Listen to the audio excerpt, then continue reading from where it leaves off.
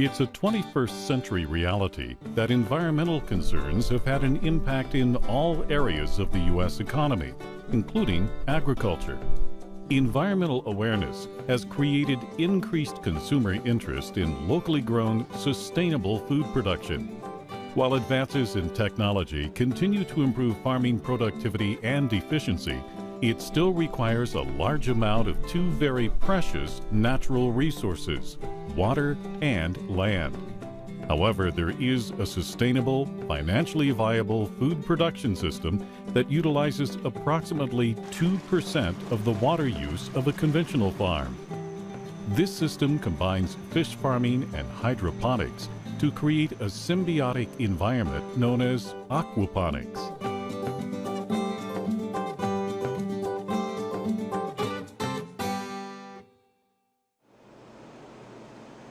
Aquaponics brings together the practices of aquaculture, raising fish in tanks, with hydroponics, the practice of growing plants in a soilless environment.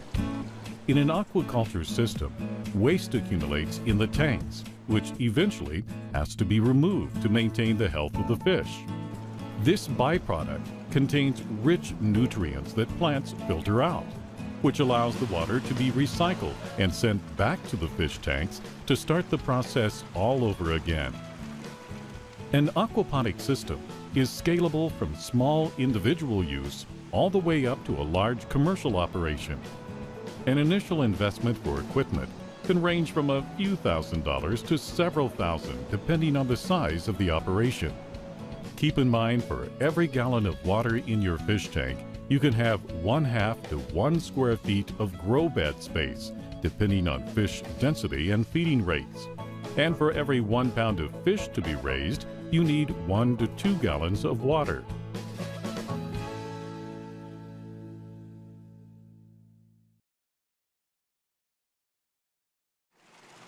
The fish farming aspect of aquaponics is based on the eco-friendly recirculating aquaculture system.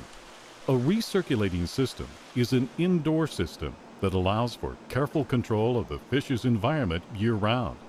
While there are economic advantages of not being affected by the outside elements, there is a higher initial investment of equipment than there would be for cage or pond farming.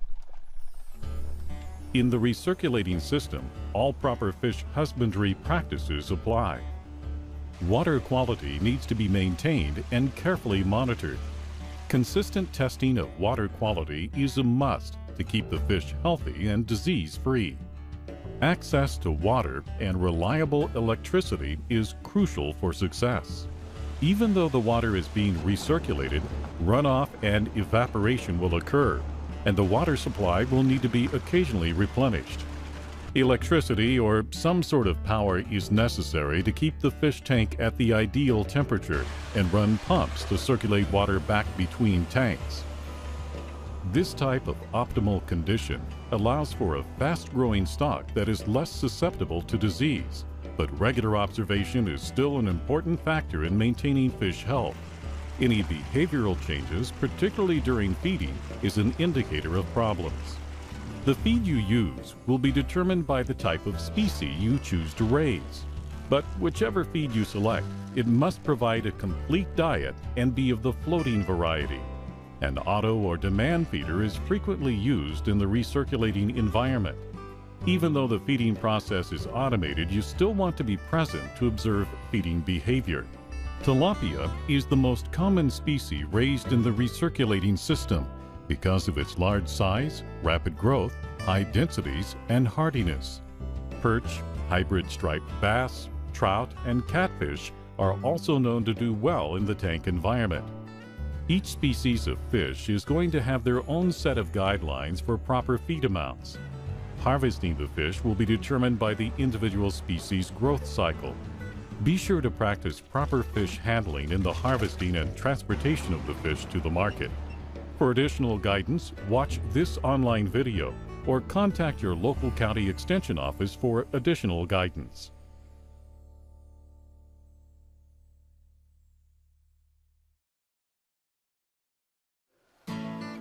The key component to the recycling aquaculture system is the removal of the harmful waste products and uneaten food from the rearing tanks while continuing to recycle the water. Instead of disposing of this material, which you would do in a strictly aquaculture system, the practice of aquaponics utilizes the fish effluent in the growing of plants in a hydroponic setting. As the waste and uneaten food collect at the bottom of the rearing tanks, it exits by way of a PVC pipe to a clarifier or settler. A clarifier or settler is where the anaerobic mineralization of the waste and uneaten food occur. Over time, the waste material collected in the clarifier begins to break down and releases nutrients to the water. Trace materials such as iron may have to be added to supplement the plant's nutritional needs. This mineral-rich water then moves through the biofilter. A biofilter allows for the natural biological process called nitrification to occur. Through the breakdown of the waste, large amounts of ammonia are released in the water. The natural bacteria present in the water will use the oxygen in an aerobic process to efficiently convert the ammonia to nitrite and then to nitrate. The biomedia in the biofilter expedites the process by allowing the bacteria to colonize in an area with correct water temperature, pH, and dissolved oxygen levels. This nitrate-rich water then moves to the plant grow beds.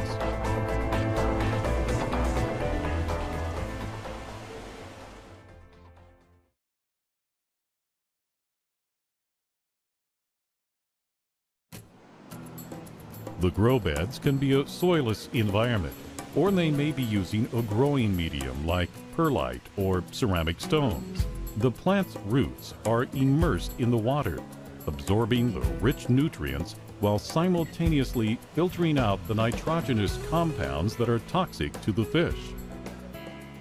Within the hydroponics discipline of aquaponics, there are a few different growing methods that you can choose from. Deep water raft aquaponics uses styrofoam mats to secure the plants in a trough of water. The seedlings are placed in net pots with a planting medium like cocoa peat, a material from the outermost shell of a coconut. Cocoa peat stimulates and protects root growth but contains no minerals. The plants can be grown to maturity in net pots or can be removed from the pots and growing medium after a couple of weeks and placed in a different floating mat to maximize space in the grow beds. Plants can also be grown in a solid medium like gravel or perlite. The aquaculture water floods the grow bed containing the plants and growing medium. This type of system is known as recirculating aquaponics or closed-loop aquaponics. A common growing medium used is perlite. Perlite is a volcanic rock that provides superior root growth by absorbing the nutrient-rich water and keeping the moisture level constant and consistent throughout the plant's root system. Depending on the growing technique, there are several medium options to choose from. Seek out all available literature and contact your local extension office for additional guidance.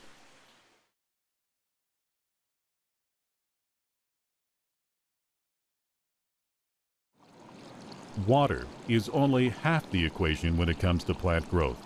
The other, of course, is light.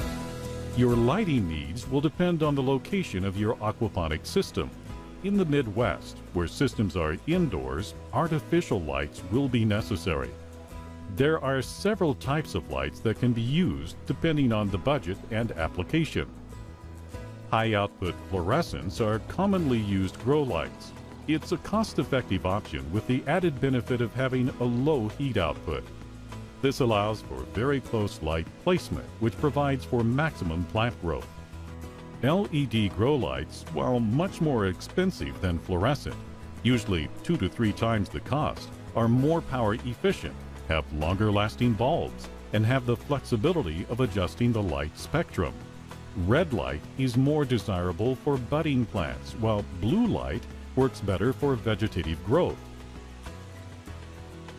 It's possible to mitigate the cost of LED lights by installing a track system above the grow beds. and reducing the number of light fixtures needed.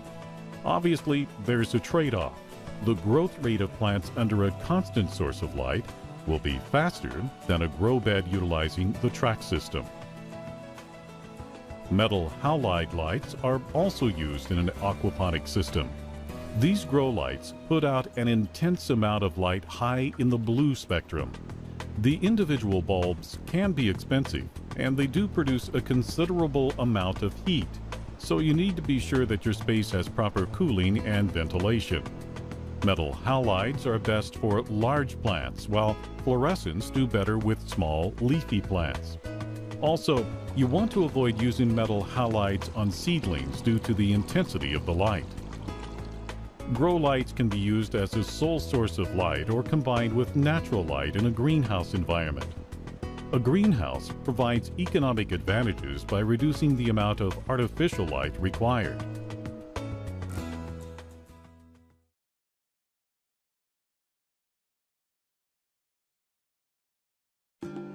Like selecting the species of fish, choosing what plants to grow is an important decision that affects infrastructure and business planning. Leafy greens like lettuce and cabbage, and herbs like basil and oregano do well in an aquaponic system, but any common garden vegetable can be grown. Careful consideration must be given with plant selection because in an aquaponics operation, the plant side tends to generate more income. Study the markets and choose plants that will bring the largest profit margin. Focus in on markets that will pay a premium for organically grown vegetables like farmers markets and stores that specialize in natural and organic food. Packaging your own product is also an option. For more information on plants, seek out additional literature and contact your local extension office for guidance.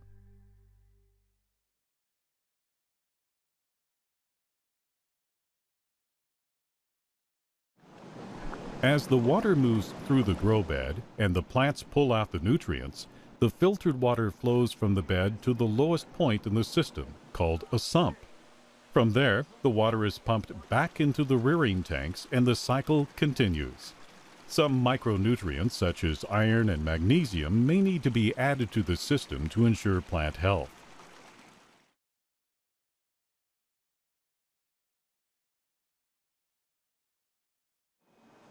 Aquaponics reduces the environmental footprint in crop production and allows for cultivating plants in locations you don't typically associate with farming, from a windowless basement, to a remodeled urban townhouse, to a retrofitted factory building. As long as there is access to electricity and water, fish and crops can be raised in this indoor, eco-friendly, symbiotic environment. However, with the ability to raise fish and grow plants indoors year-round, a major issue to consider is the energy costs associated with heating and air conditioning. HVAC is one of the biggest expenses in an aquaponics operation. Making sure the building is well insulated will cut down on this cost. Water temperature needs to be maintained for the health of the fish, and room temperature needs to be regulated for plant growth. Each aquaponic system can be designed to maximize the use of available space. A room with high ceilings can allow for the stacking of grow beds. This will require more pumps and plumbing, but the investment will allow for more plant production. Utilizing natural light from existing windows in an old factory building can also help by reducing artificial lighting costs. With careful planning and caretaking, aquaponics can not only be an eco-friendly, sustainable food production system, but a profitable business with significant growth potential. This video has provided an introduction into aquaponics. If you're thinking about starting your own operation, seek out additional information on the web and/or contact your local extension office for guidance.